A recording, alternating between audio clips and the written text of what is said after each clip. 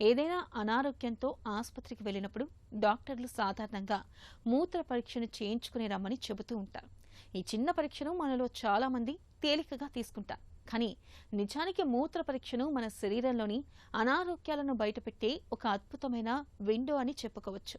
మన కంటికి కనిపించని కిడ్నీ జబ్బులు, మధుమేహం, కాలేయ సమస్యలు, మూత్రనాళ ఇన్ఫెక్షన్లను మూత్ర పరీక్ష సాయంతో ఇట్టే పసిగట్టేయచ్చని చెబుతారు నిపుణులు.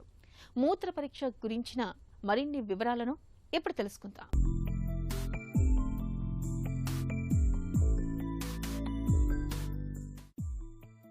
రక్త పరీక్షలాగే మూత్ర పరీక్ష కూడా మన ఒంట్లోని అనారోగ్యాన్ని అంచనా వేసేందుకు చక్కగా ఉపకరిస్తుంది.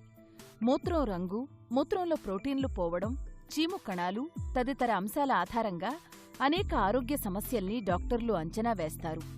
మామూలుగా ఒక వ్యక్తి రోజుకు 1500 సీసీ నుంచి 2000 సీసీ వరకు మూత్రాన్ని విసర్జన చేస్తుంటారు.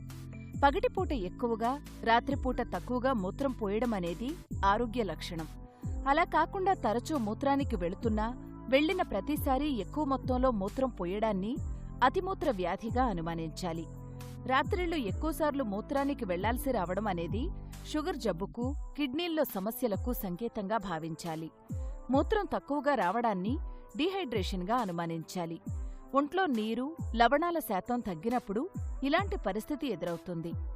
అతిసార బారిన పడ్డప్పుడు కిడ్నీ జబ్బుల్లోనూ మూత్ర విసర్జన తక్కువగా ఉంటుంది. ఇక మూత్రం రంగును బట్టి కూడా అనారోగ్యాన్ని అంచనా వేయవచ్చు. మూత్రం పసుపు రంగులో ఉంటే ఒంట్లో కామెర్ల జబ్బు ఉందని అర్థం.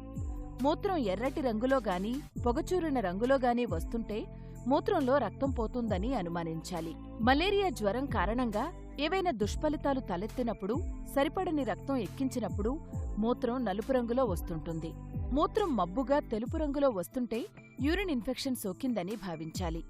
మనం మింగుతున్న మందుల కారణంగా కూడా ఒక్కోసారి మూత్రం రంగు మారొచ్చు.